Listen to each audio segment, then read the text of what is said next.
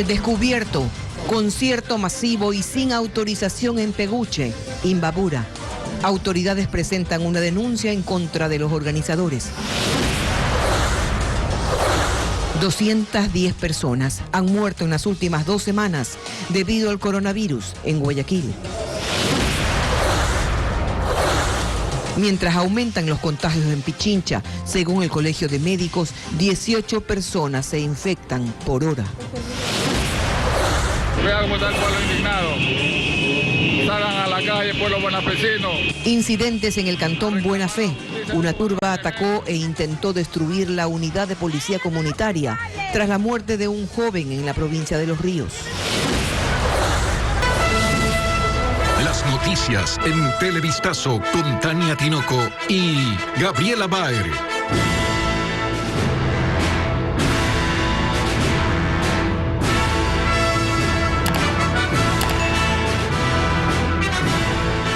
Amigos, buenas tardes, bienvenidos a Televistazo. Hay preocupación por el incremento de eventos masivos y fiestas clandestinas a escala nacional. Las autoridades analizan la aplicación de medidas más drásticas para los infractores, pues los eventos masivos continúan prohibidos en el país. Hola, Gaby. Hola Tania, amigos, buenas tardes. El caso más preocupante ocurrió en la comunidad de Peguche, en Imbabura. Ahí se realizó un concierto con más de 3.000 asistentes. Las autoridades provinciales presentaron una demanda contra los organizadores. Este evento, al que se estima asistieron 3.000 personas sin respeto a las medidas de bioseguridad, fue en el Coliseo de Peguche, comunidad de Otavalo. En el denominado Paucar Tushuy Tuta 2021 participaron 4 grupos musicales y pese a que fue publicitado con anticipación, este no se suspendió. El alcalde Mario Conejo explica que apenas tiene 35 policías nacionales para los operativos de control en su ciudad. Y especialmente en el sector rural resulta bastante complicado por ciertas actitudes, por ciertas formas de actuar de la comunidad. Quienes se habían opuesto al ingreso de la Policía Nacional, indicando que se retiren del lugar, que no necesitan la presencia de la Policía Nacional, y de no hacer caso a esta advertencia, los miembros del Cabildo procederán a realizar la detención de los gendarmes presentes para realizarles una justicia indígena. Desde el COE Nacional también hay preocupación. Han presentado una carta de reclamo a las autoridades municipales y provinciales, pues en sus manos está aplicar las sanciones. Con nuestra protesta, porque yo considero que es fundamental que trabajemos en un solo equipo. No podemos decir es que aquí en estos sectores estamos basados en justicia indígena, porque usted sabe que el virus no discrimina raza, religión, sexo ni edad. Es así que esta mañana las autoridades de Imbabura presentaron una denuncia en contra de los organizadores del concierto. Serán responsables y se imputará de manera directa a los promotores, organizadores y dirigentes. Desde que se decretó la inconstitucionalidad del estado de excepción, hay un crecimiento de aglomeraciones de entre un 20 a 40%. Dependiendo de la ciudad. Solo este fin de semana se registraron 7.200 fiestas clandestinas a nivel nacional, lo que evidencia un estado de relajación que en medio de una pandemia no se puede permitir.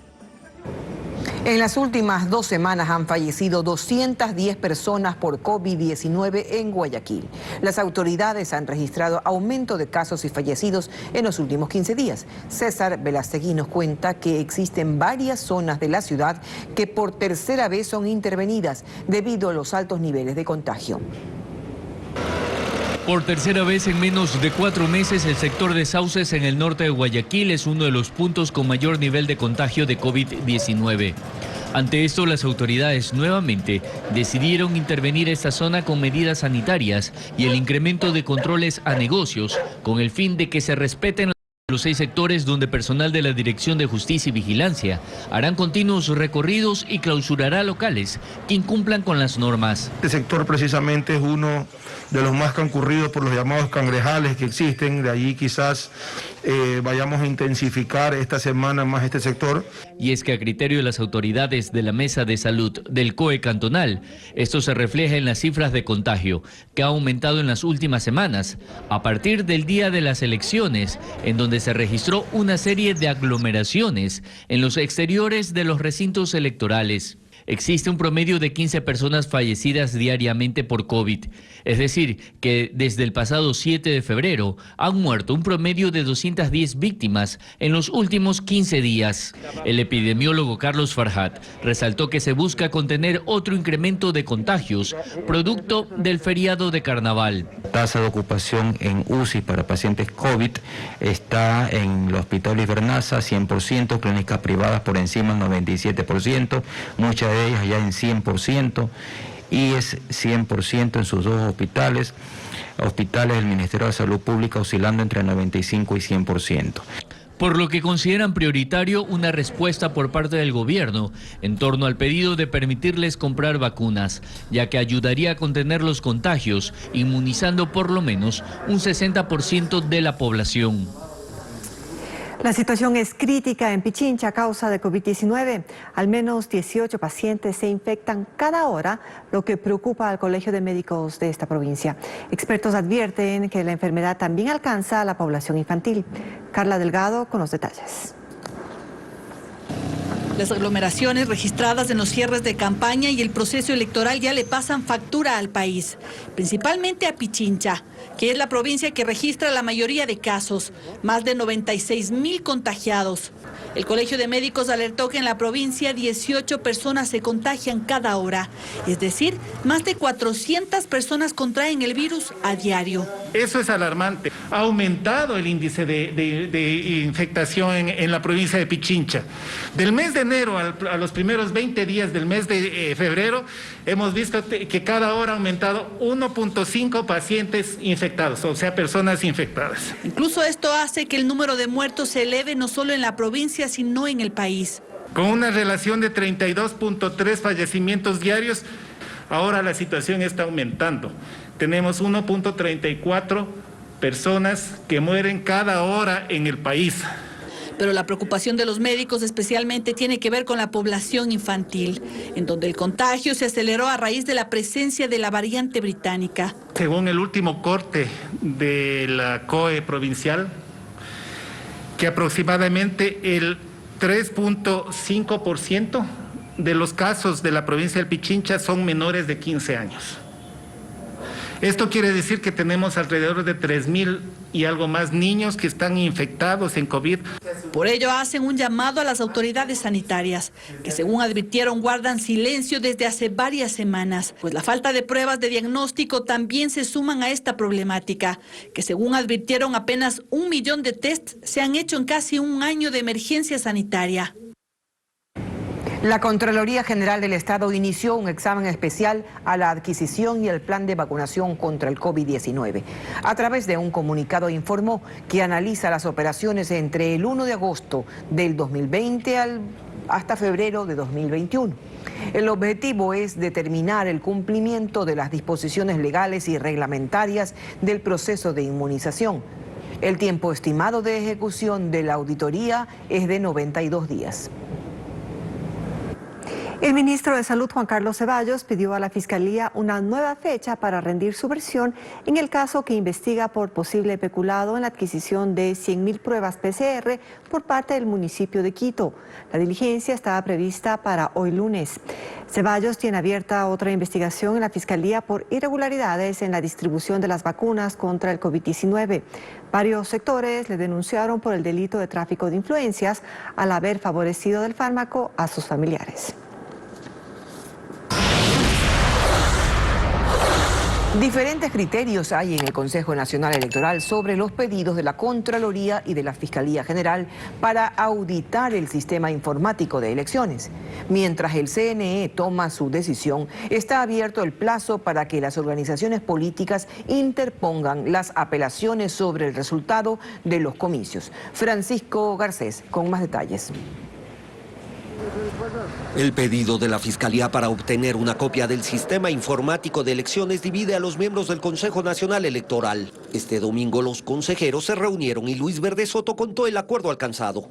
Tomamos una decisión de entregar toda la información que se está solicitando por la Fiscalía. Me encontré en que sorpresivamente y de modo abrupto fue suspendido por la presidenta sin consulta. Esto me parece inadecuado, inaceptable.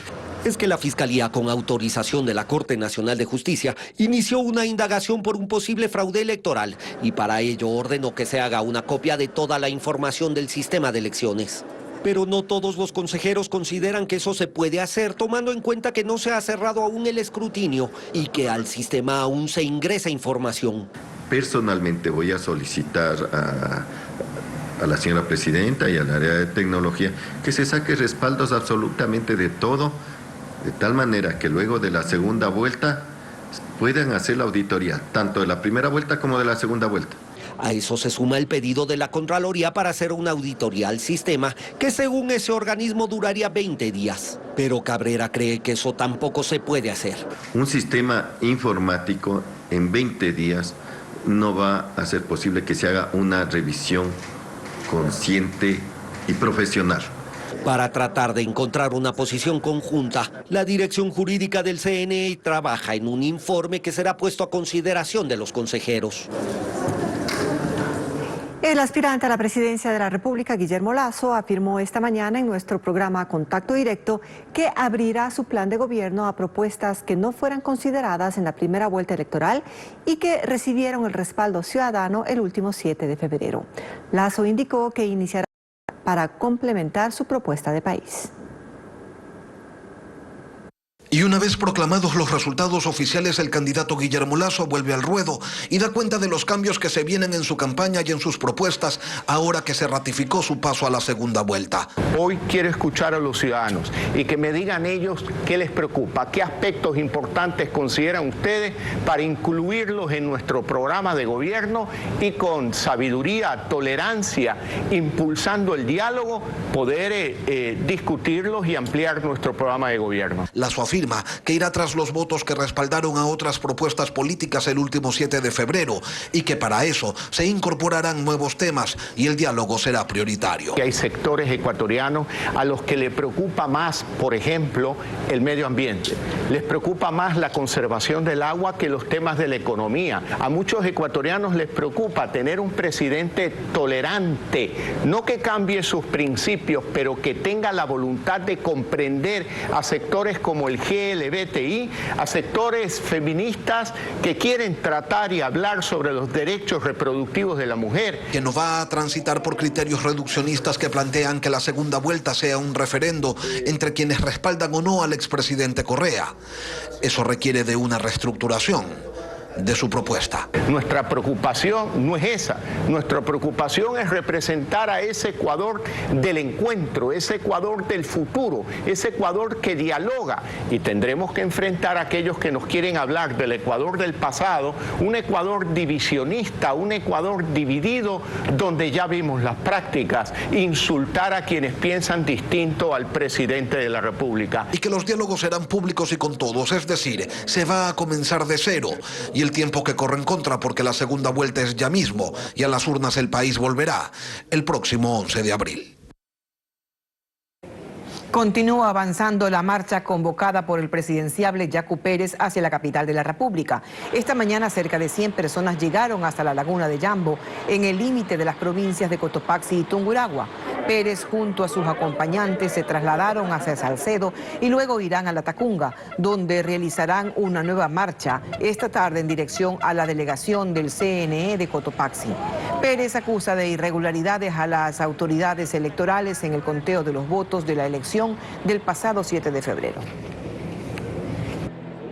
Podrán realizar las proclamaciones de resultados fraudulentos, mas los resultados verdaderos están en el corazón de los ecuatorianos. Es uno de los despojos más que se hace. Es un golpe duro que le dan a la voluntad del pueblo. ¿Por qué no abren las urnas? ¿Por qué tanto miedo? ¿Acaso piensan que ahí se va a destapar la corrupción? Abran las urnas y ganarán legítimamente y ahí sí entrarán con autoridad moral a la segunda vuelta.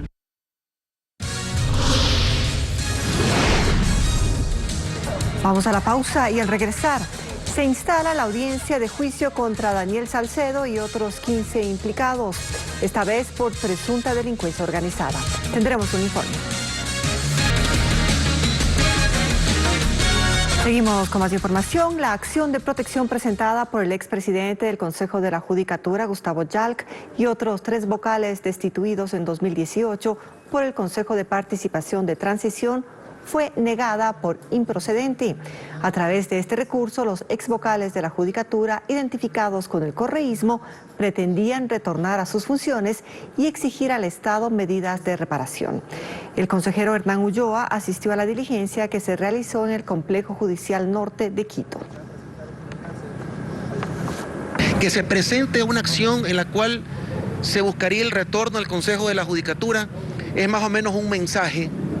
Para mí es un mensaje claro de que se buscaría nuevamente retornar a esta metida de mano a la justicia y a las demás instituciones del Estado. En todo caso, se ha negado, en buena hora la jueza ha aceptado nuestros criterios y, sin embargo, es el derecho de las partes apelar a la decisión. A esta hora, en la Corte Provincial del Guayas se desarrolla una audiencia por presunta delincuencia organizada en el que está involucrado Daniel Salcedo y otras 15 personas. José Carlos Alvarado está en la diligencia y nos cuenta más. La audiencia preparatoria de juicio por el presunto delito de delincuencia organizada contra Daniel Salcedo, Michelle Jacobo y Dalo Bucaram, además de otras 12 personas, se reinstaló aquí en la Corte Provincial del Guayas luego de las 10 de la mañana.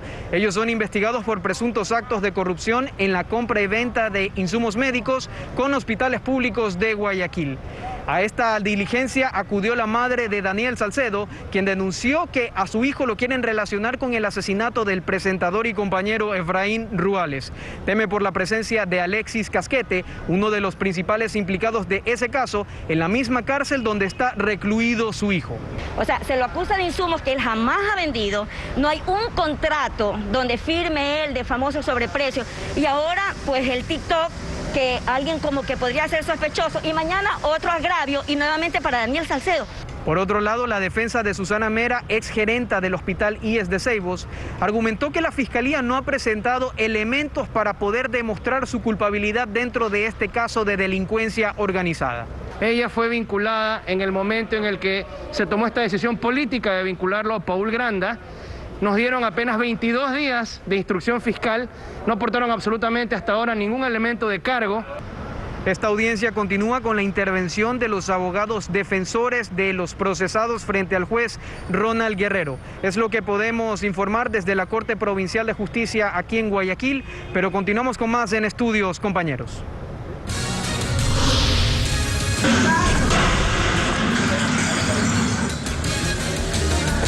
Más adelante en Televistazo, incidentes en el cantón Buena Fe. Una turba atacó e intentó destruir la unidad de policía comunitaria tras la muerte de un joven en la provincia de Los Ríos. Gracias por permanecer en nuestra sintonía. Una turba atacó e intentó destruir la unidad de policía comunitaria del cantón Buena Fe en la provincia de Los Ríos. La multitud protestaba por la muerte de un joven quien se estrelló en su motocicleta mientras huía de una persecución policial. Todo comenzó con una persecución.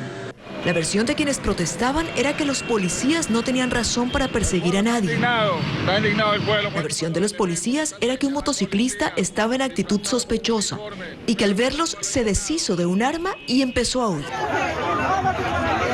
son los culpables! El hecho es que en la mitad de la persecución el motociclista se estrelló contra una pared y murió. Una vez que se hicieron los trámites de ley se descubrió que quien acababa de fallecer era menor de edad, 16 años. Los primeros disturbios se produjeron en el lugar mismo del accidente. Y cuando los policías se retiraron, la gente los siguió. Se reunieron frente al UPC y lo atacaron con palos y piedras. Los agentes pidieron refuerzos al 911 y desde Quevedo llegó un grupo que logró controlar la situación. No hubo heridos entre los policías, pero sí 3 manifestantes detenidos y 4 menores retenidos, cuyo caso pasó a la DINAPEN. Al momento la calma ha regresado al cantón Buena Fe. 2 personas heridas fue el saldo de un ataque armado registrado anoche en el cantón Durán. La policía investiga las causas y a los autores de este intento de asesinato. Anoche se registró una nueva balacera en la ciudadela Primavera 2 del cantón Durán. Como resultado, 2 personas quedaron heridas, por lo que fueron llevadas hasta un hospital. Según versiones de las personas moradores del sector, indican que se movilizaban en un vehículo negro, aparentemente. Se presume que una de las víctimas había encontrado, se estaba sentado en la parte externa del domicilio y otra víctima se encontraba en un local, en una hamaca.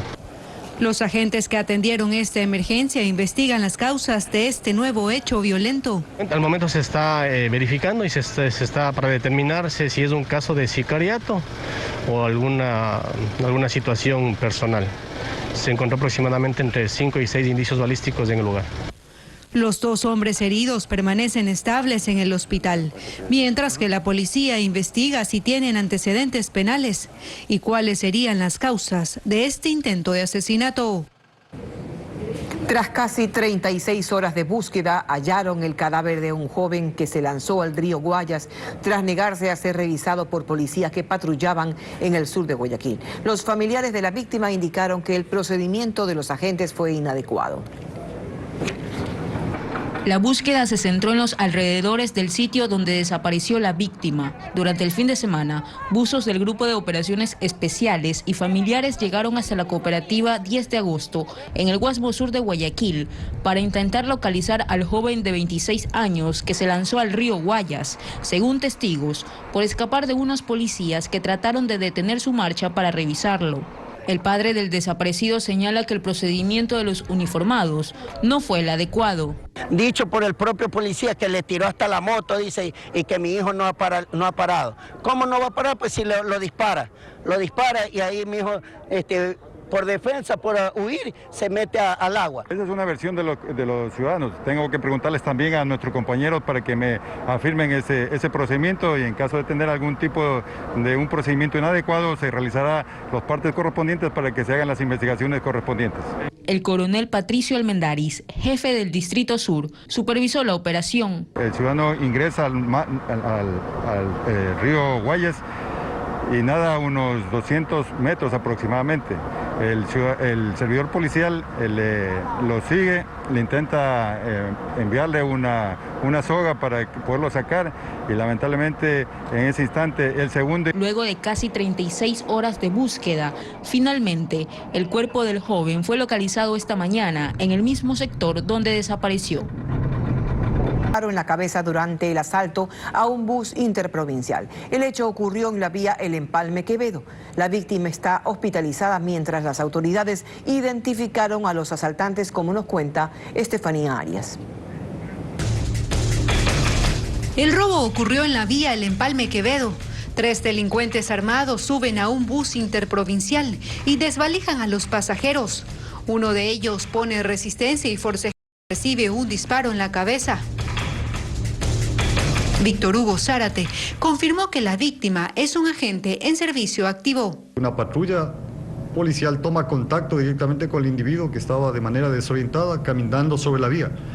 La aborda, le registra y se identifica como servidor policial. Sin embargo, posteriormente fue trasladado al hospital de Quevedo, donde los galenos le verifican, le hacen los exámenes, identifican que tiene un proyectil alojado en su cráneo. El uniformado fue trasladado hasta el hospital de la policía de Guayaquil.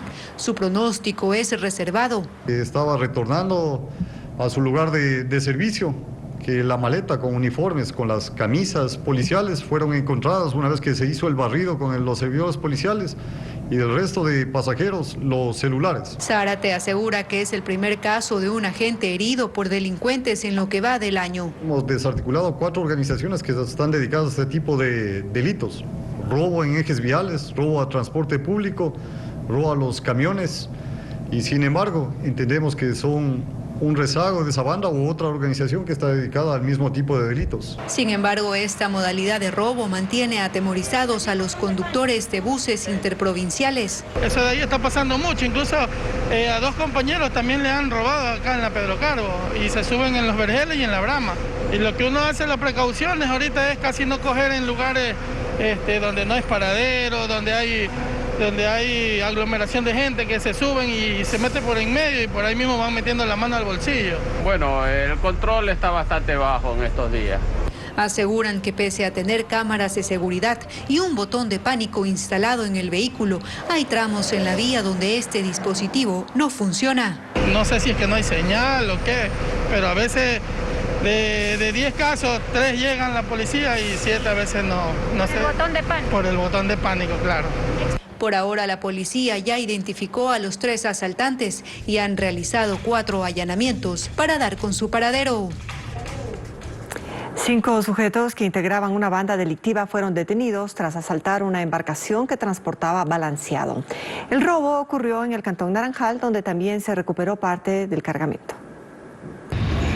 El robo ocurrió el fin de semana cerca de la parroquia Taura, perteneciente al Cantón Naranjal, Guayas.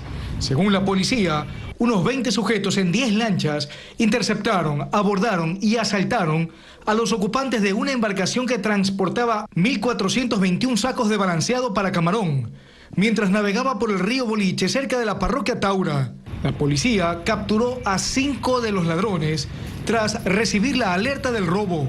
Quienes fueron aprehendidos en razón de haberles encontrado armas de fuego, chalecos antibalas, terminales móviles, radio handy y más indicios asociativos relacionados con el presente caso. El cargamento está valorado en $90.000. Una parte de este fue localizado escondido en la orilla del mismo río donde se cometió el asalto. Para este efecto, los hoy aprehendidos amedrentaron e intimidaron con armas de fuego y con violencia a los ocupantes de la embarcación perjudicada para luego sustraerse la carga referida, almacenarla en la zona rural del sector y abandonar el lugar. Los agentes continúan buscando al resto de la banda, parte del balanceado, e investigan si estos delincuentes estarían vinculados a otros robos registrados semanas atrás en camaroneras de la zona. Hace pocos días el Ministerio de Salud retomó la inmunización de los niños con aplicación de la vacuna pentavalente que conforma el esquema básico y protege contra algunas enfermedades. No obstante, todavía se observan largas filas de madres en los centros de salud a la espera de una dosis, como nos cuenta Bessie Granja. Es el centro de salud ubicado en Bastión Popular en el noroeste de Guayaquil. Hasta allí llegaron desde muy temprano decenas de madres de familia en busca de una dosis para sus pequeños hijos, quienes desde hace meses no reciben el esquema completo de vacunación. Dijeron que tenemos que esperar, que ya mismo salía un personal de vacunación y nos decía si había o no, pero yo creo que sí hay porque ya están haciendo pasar. La mayoría solicitó la vacuna pentavalente, una de las más importantes del esquema básico. La pentavalente protege a los menores de edad de enfermedades como difteria, tosferina, tétanos, influenza tipo B y hepatitis B. La Defensoría del Pueblo vigila el cumplimiento de la vacunación infantil, como lo confirma Mireli Icaza, delegada provincial del organismo. Se ha solicitado información al Ministerio de Salud sobre las compras realizadas en el 2019, 2020 y 2021, sobre los pedidos hechos al Fondo Rotatorio de la Organización Panamericana a fin de conocer si la planificación ha sido la correcta. El pasado 19 de febrero, el Ministerio de Salud informó a través de un comunicado que esta y otras vacunas están siendo redistribuidas en todos los puntos a escala nacional y la logística de entrega se regularizará hasta el final de la presente semana, con lo cual se normalizará la atención a la ciudadanía. Esto se cumple luego de que durante varios meses, padres de familia acudieran a dispensarios buscando la vacunación de sus hijos. Esta mañana se realizó en el Fuerte Militar Huancavilca, en la Vía Daule, la conmemoración del aniversario de la Batalla de Tarqui, motivo por el cual también se celebra el Día del Ejército Ecuatoriano. Durante la ceremonia hubo condecoraciones al personal de tropa y se hizo un reconocimiento especial a los familiares de los servidores públicos que fallecieron durante este tiempo de pandemia. En el evento estuvo presente el general de brigada Pablo Almeida Cañizares, comandante de la Segunda División del Ejército Militar, y el gobernador del Guayas, Luis Chonillo. Realmente sorprendente. Con esto estamos finalizando, Tania. Así es, Gaby. Habrá más información, como siempre, a las 19 horas en Televistazo Estelar.